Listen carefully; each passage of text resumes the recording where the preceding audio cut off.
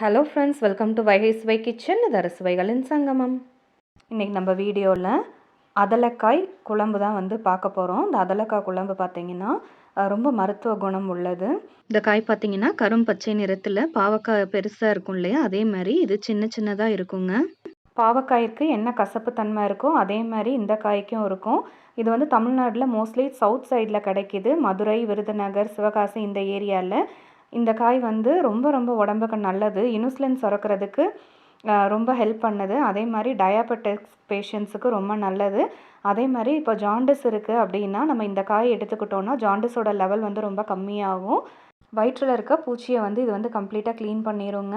இந்த ரெசிப்பியை செஞ்சு பார்க்கலாம் வாங்க. அதுக்கு முன்னாடி நீங்கள் நம்ம சேனலை சப்ஸ்கிரைப் பண்ணாமல் இருந்தால் மறக்காமல் சப்ஸ்கிரைப் பண்ணிடுங்க. இதுக்கு பேர் தாங்க அதலக்காய். இது பாவக்காய் மாதிரியே இருக்கும். இது பார்த்திங்கன்னா ஒரு இன்ச்சிலேருந்து 1.25 இன்ச் வரைக்கும் தான் இருக்கும். இதை நம்ம காம்பு பகுதியை நீக்கிடலாம். ரெண்டு பக்கமுமே இப்படி பிச்சுட்டோன்னா அந்த காம்புகள் தனியாக வந்துடும். இதில் விதை பார்த்திங்கன்னா ரொம்ப சின்ன சின்னதாக இருக்கும். கசப்பும் பாவக்காய் அளவுக்கு ஈக்குவலாக இருக்குங்க. இப்போ நம்ம இங்கே கடாய் அடுப்பில் வச்சு அதில் 1 டேபிள் ஸ்பூன் அளவுக்கு நல்லெண்ணெய் சேர்க்கணும். இதுக்கு நல்லெண்ணெய் தாங்க கண்டிப்பாக சேர்க்கணும். 1 டீஸ்பூன் அளவுக்கு வெந்தயம் சேர்த்துக்கிறோம். வெந்தயம் உங்களுக்கு நல்லா பொரிஞ்சு வர ஆரம்பிக்கும். அப்போ 1 டீஸ்பூன் கடுகு, 1/2 டீஸ்பூன் உளுந்து சேர்த்துக்கலாம். நான் இங்கே வரமிளகா 2 கிள்ளி வச்சுருக்கேன், அதையும் சேர்த்துக்கலாம். இப்போ ஒரு கொத்து கருவேப்பிலையை சேர்த்துக்கலாம். இது எல்லாம் நல்லா பொரிஞ்சு வரும்போது நம்ம இதுக்கு சின்ன வெங்காயம் தான் சேர்க்க போகிறோம். ஒரு 50 கிராம் அளவுக்கு 15லேருந்து 20 சின்ன வெங்காயத்தை இந்த மாதிரி நீளமாக நறுக்கி வச்சுருக்கேன். இந்த நல்லெண்ணெயில் வெங்காயம் உங்களுக்கு நல்லா வதங்கட்டும். அதோட கலர் கண்ணாடி பதமாக ஆகும். அது வரைக்கும் நம்ம வதக்கி விட்டுறலாம். நம்ம இங்கே க்ளீன் பண்ணி வச்சுருக்க அதலக்காயை சேர்த்துக்கலாம். இந்த அதலக்காய் பார்த்திங்கன்னா சீக்கிரமாக வெந்துடும்.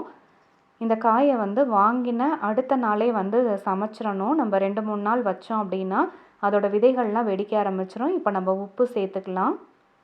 உப்பு சேர்த்ததுக்கப்புறமா இந்த மாதிரி நல்லா பரட்டி விட்ருங்க. இது நல்லா வதங்கிட்டு இருக்கட்டும். இப்போ நம்ம 1/2 டீஸ்பூன் அளவுக்கு மஞ்சள் தூள் சேர்த்துக்கலாம்.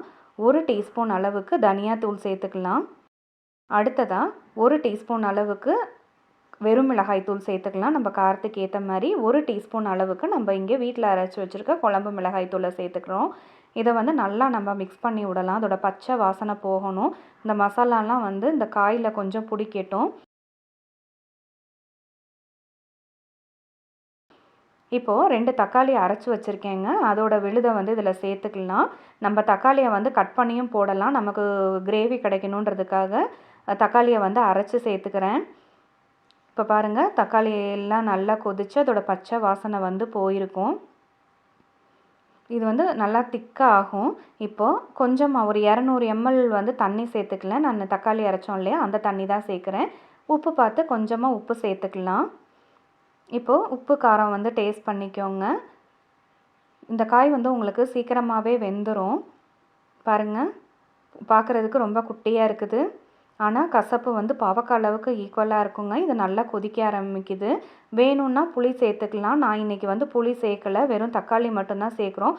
பொதுவாக இந்த மருத்துவ குணம் உள்ள காய்களுக்கு புளி சேர்க்காமல் செய்தால் ரொம்ப நல்லது. இப்போது 1 டேபிள் ஸ்பூன் அளவுக்கு அரைச்ச தேங்காய் பேஸ்ட்டை நம்ம சேர்த்துக்கலாம். தேங்காய் பால் சேர்க்கும்போது நமக்கு அதோட கசப்பு தன்மை கொஞ்சமாக கம்மியாகும். ஸோ இந்த மாதிரி காயை நீங்களும் வாங்கி பயனடைங்க. உங்களுக்கு நம்ம ரெசிபி வீடியோ பிடிச்சிருந்ததுன்னா மறக்காமல் வைகை சுவை கிச்சனை சப்ஸ்கிரைப் பண்ணுங்கள். கூடவே இருக்க பெல் ஐக்கானை கிளிக் பண்ணுங்கள். தேங்க்யூ ஃபார் வாட்சிங் வைகை சுவை கிச்சன். இது அறுசுவைகளின் சங்கமம்.